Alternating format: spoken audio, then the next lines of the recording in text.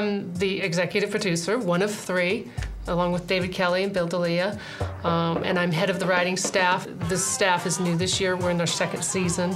And what did you think of my speech? Excellent. Thank you for writing it for me. Basically, my job is to make sure we get some good stories and some good shows. I want to grab the public's attention, the story, character, narrative. We usually tell 3 stories in an episode. You're writing a script a week, so we'll break them individually. When we break the story, it means just figure out how we're going to tell this story, what characters we're going to use, the twists, the turns, the what happens next part. Everyone goes off and writes their scenes. It comes back. I take a look at it. I want to assure you that my impending nuptials won't change anything between us. No impact whatsoever. I gotta go. We're registering for Flatware. You don't waste a lot of words. Are you telling the story? Okay, well, if you're not, cut it out. Then it goes over to David and Bill D'Elia and Mike Listo. We all then talk about what works and what doesn't work for us, and then the final published draft comes out, and then we constantly just keep working on it. Again, you're writing that episode while you're doing the others as well. So it's this bizarre sort of juggling that goes on. Don't write that down. When we want to start a story, basically, you start with something you have a passion for.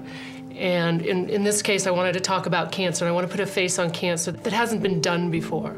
So I created a character, this rich guy who's being sued for getting himself involved in an experiment that he had connections with, and he got himself the drug instead of the placebo. Michael J. Fox was interested in the show.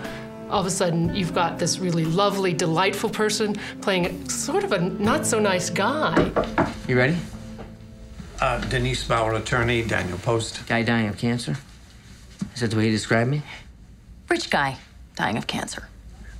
And at the same time, I had a character, Denise, who I needed to break out.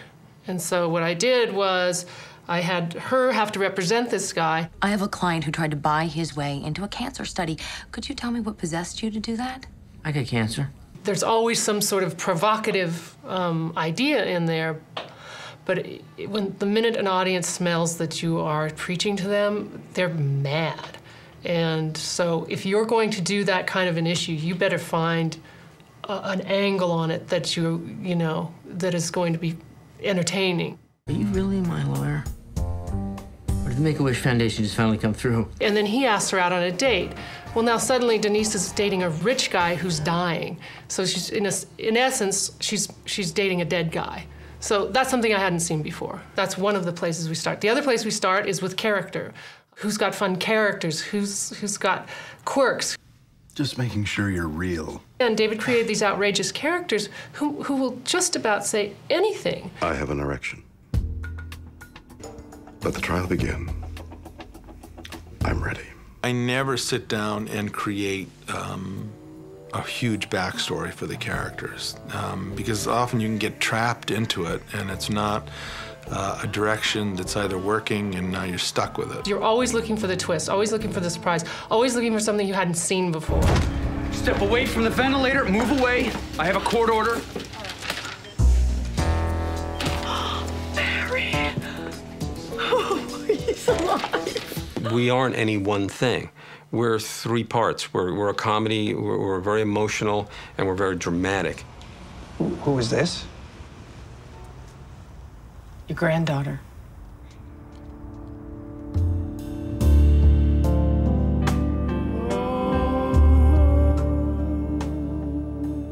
Everybody on staff knows we are like the luckiest writers in town. Because not only do we have these incredible characters that David developed, but look at the actors. You couldn't get any better.